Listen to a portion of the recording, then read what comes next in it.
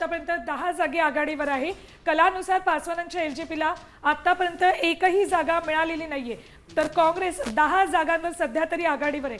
कलानुसार एलजेपीला एकही जागा मिळालेली नाहीये। तिकडे एनडीए मध्ये भाजप जेडीयू हा पहिल्या क्रमांकाचा पक्ष ठरताना दिसतोय।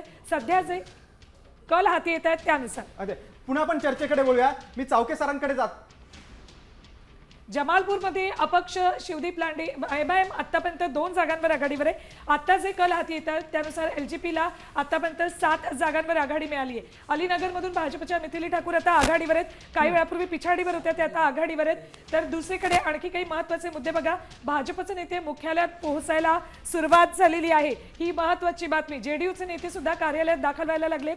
कलानुसार एनडीएचं बहुमत दिसतंय। जेडीयूला 72 जागा सध्या आघाडीवर आहे जेडीयू, जे आता कल येत आहेत त्यानुसार। तर भाजप 63 जागी आघाडीवर आहे। आत्ताचे हे सगळे कल गिरीश बरोबर। मी चावके सरांकडे येतो। चावके सर बघा, जेडीयू म्हणजे जनता दल युनायटेड जो नितीश कुमार यांचा पक्ष आहे तो सर्वात पुढे आहे, सर्वाधिक जागा त्याला दिसत, सर्वाधिक आघाडी त्याला आहे। ही नितीश कुमारांची जादू आहे। अजूनही नितीश कुमारांची जादू महिलांमध्ये ते सर्वात लोकप्रिय आहेतच, आणि या योजनेचा तर महिलांसाठी योजनेचा त्यांना भरपूर फायदा झाला असं म्हणू शकतो का? नक्कीच। आता हे आकडे आताचा जर कल असाच राहिला तर जेडीयू जर पहिल्या क्रमांकाचा पक्ष झाला तर मुख्यमंत्री पदाचा उमेदवार कोण, हा प्रश्न मग आपोआपच सुटेल, कारण भाजप त्याच्यावर निरुत्तर झालेलं दिसणार आहे। ज्या पद्धतीने 10,000 रुपयांची किमया आणि नितीश कुमार यांच्याबद्दलची ओव्हरऑल सहानुभूती सर्वत्र, त्याचा हा चमत्कार दिसतो आहे की जो पक्ष मागच्या निवडणुकीत 43 जागांवर होता, आज त्याच्यात 29 जागा आणि भाजपला मागे टाकून पुढे चाललेला आहे। तर हे किती इलेक्शन मॅनेजमेंट जरी केलं तरी देखील एक विश्वासार्हता आणि एक इमेज जी असते ती नितीश कुमारांनी आपली कायम ठेवलेली आहे। त्यांच्याबद्दल अनेक वावड्या उठवल्या, त्यांच्या आरोग्याबद्दल अनेक प्रश्न निर्माण केले गेले दोन्ही पक्षांकडून, त्यांच्याही पक्षातून आवाज उठले।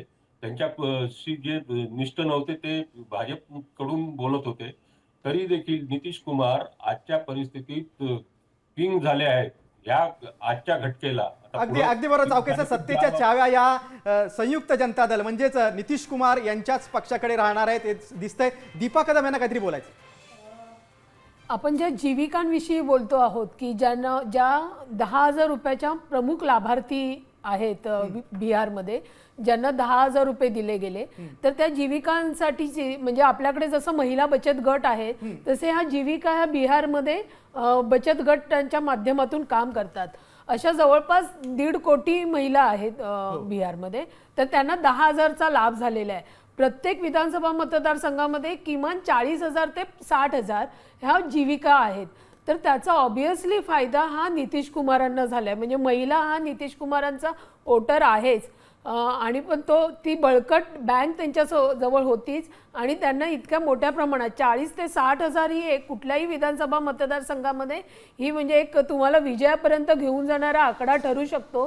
आणि एवढ्या मोठ्या प्रमाणात एखाद्या वेळी रक्कम मिळते आणि परत आपल्यासमोर 2 लाख रुपयाचं एक मोठं आकर्षण पण असेल, तर अशा वेळी तर ही हक्काची वोट बँक नितीश कुमारांच्या साथीने उभी राहिली आहे। म्हणजे त्यांची जरी शेवटची निवडणूक असेल तर त्यांच्यासाठीच या महिलाचा खूप मोठा आधार झालेला आहे।